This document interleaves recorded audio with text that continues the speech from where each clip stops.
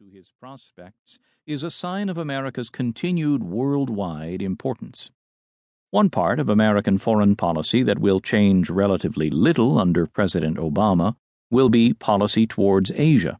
a region that felt warmer than any other towards President Bush, for the Bush administration succeeded in 2001 to 2008 in improving America's relations with all three of Asia's great powers, Japan, India, and even China.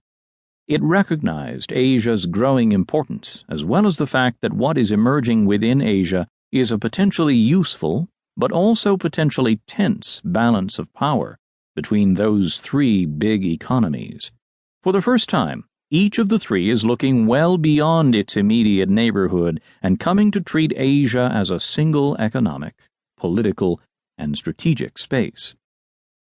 Yet Asia itself is changing, both as a result of the global crisis and as a result of internal stresses and strains, assumptions that Asia is in any way homogeneous,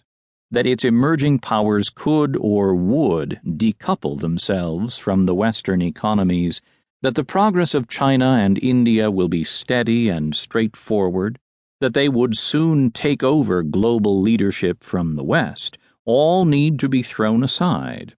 To make such assumptions is to jump well ahead of the facts, to place too much emphasis and belief on forecasts about how rich and powerful China and India might become in 2030 or 2050,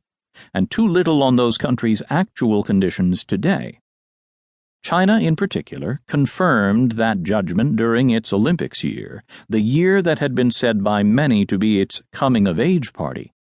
one that would broadcast to the world an image of modernity and maturity, just as the 1964 Games did for Japan. Seen on their own, the Beijing Games in August 2008 did just that. The quality of the stadiums, with their eye-catching architecture, the competence with which the event was organized, the evident public pride and enthusiasm about hosting the Games all produced a very positive image for China. But seen in a wider context, the message sent by the Games was a much more nuanced one, for events and controversies that occurred in the surrounding months showed that China is a more complicated and less modern and mature place than the Chinese authorities would like the world to think. Chief among those challenges to a simple view of modern China was the uprising that took place in March 2008 in the Tibetan capital, Lhasa, and in cities in neighboring provinces that contain large Tibetan populations.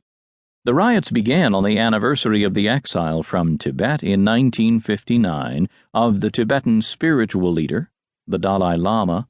but they appeared to have as their target not just religious grievances, but also resentment at Chinese settlers, concern about whether inflation was being exploited by Chinese traders, and anger about the general erosion of Tibetan identity under Chinese rule.